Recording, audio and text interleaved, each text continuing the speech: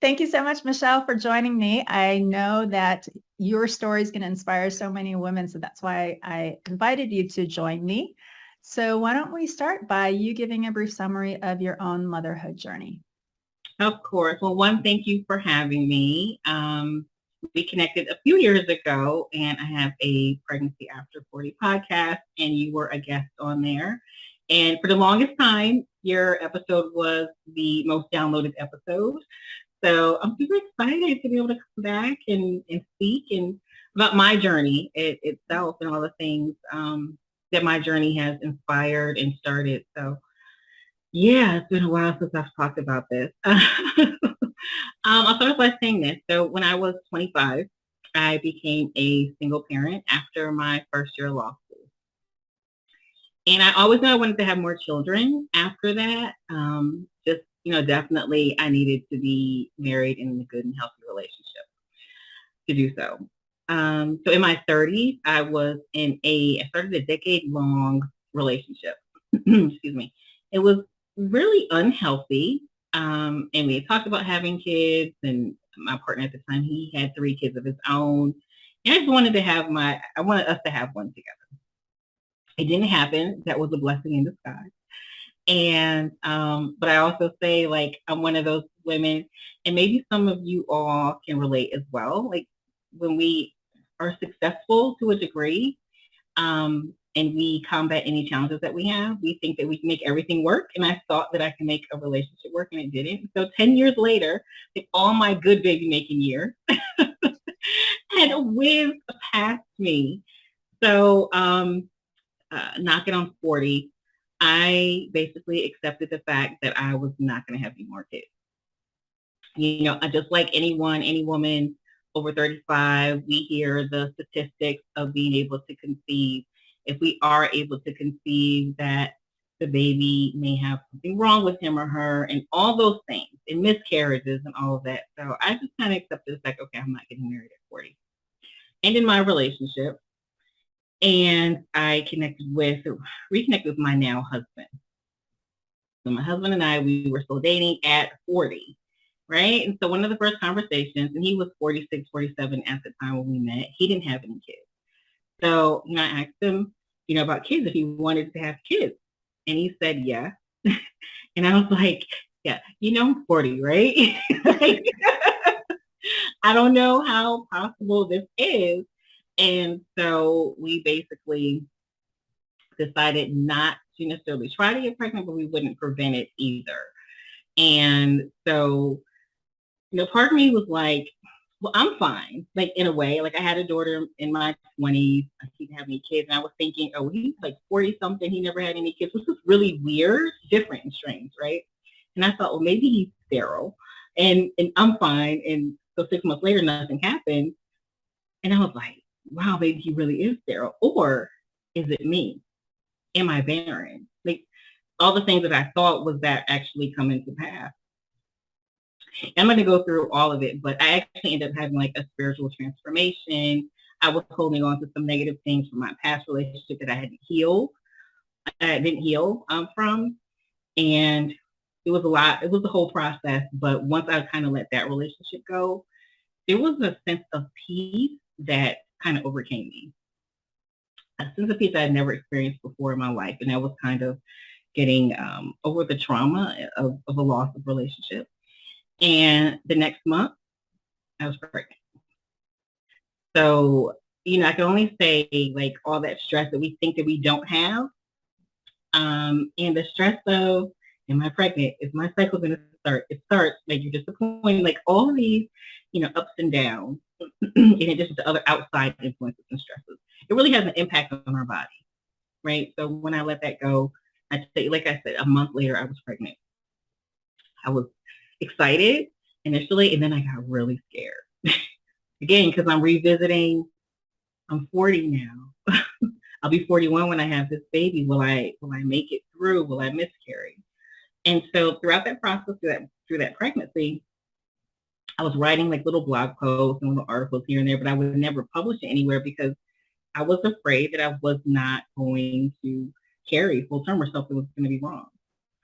And everything's fine for the most part. because of my age, I was considered high risk. Um, and at first you're kind of offended, right? But then I really embraced it because it was like, well, you get extra care, you get extra ultrasounds. And so I tried to find the positive in every situation, and that was the positive in that situation. He was measuring a little smaller than he should have, but he ended up being a healthy baby. He was born 7 pounds, 2 ounces. And a couple weeks after that, after I had him, I was sitting in my chair and I was nursing him. He had just fallen asleep, and I had my phone in the other hand, and I started the a pregnancy after 40 group on Facebook, and that's, I think, ultimately how we kind of connected. Maybe sometime after that. So that's it in a nutshell. That's wonderful. Well, thank you so much for doing such a great job of summarizing your situation. How can you talk a little bit more about how you were able to see the positives of being older? What were some of those positives? So positives of being older as a mother, you're at a different place. I think I have more patience, more appreciation, and the fact that this age I was more settled in my career and financially. I was able I can say definitely without a doubt, I spent way more time with my son. And I did have another son after that, 43. um, I was able to spend a lot more time with him. Mm-hmm. When I had my daughter, when she was like 5 weeks old, I was back in law school. When she was like 6 weeks old, I was like back working at a law firm, not as an attorney, but working at a law firm. And so the first year was literally a blur. Like, I don't remember much at all. And so 15, 16 years later, it was totally different. And I think because you kind of take for granted, the ability to conceive, right? Between the age of 40 and I'm 45 now, I've had 5 pregnancies, 3 losses, and 2 children. And so there's a greater appreciation for the ability to conceive, where when I had my daughter, it was totally unexpected, and it just happened really quick.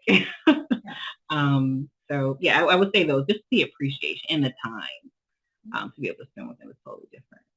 How about, because you mentioned about seeing the positives when you were trying to conceive.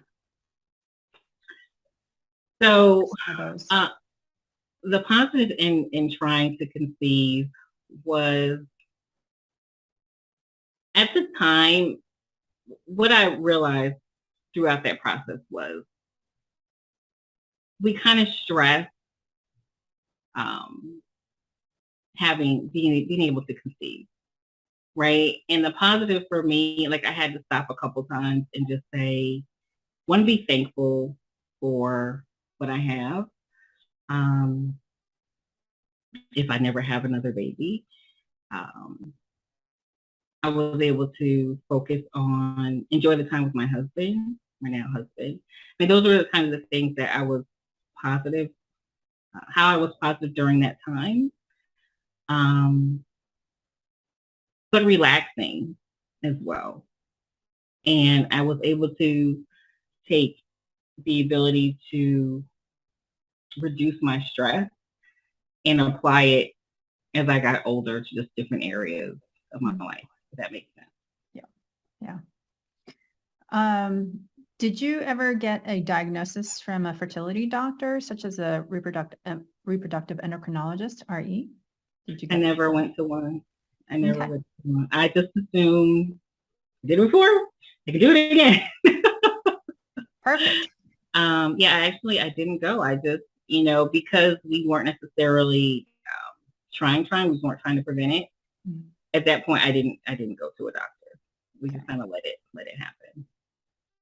So what was the best thing that you did to get pregnant? So the first time was the release of all the stress that I had, the trauma, the hurt, the pain, the disappointment,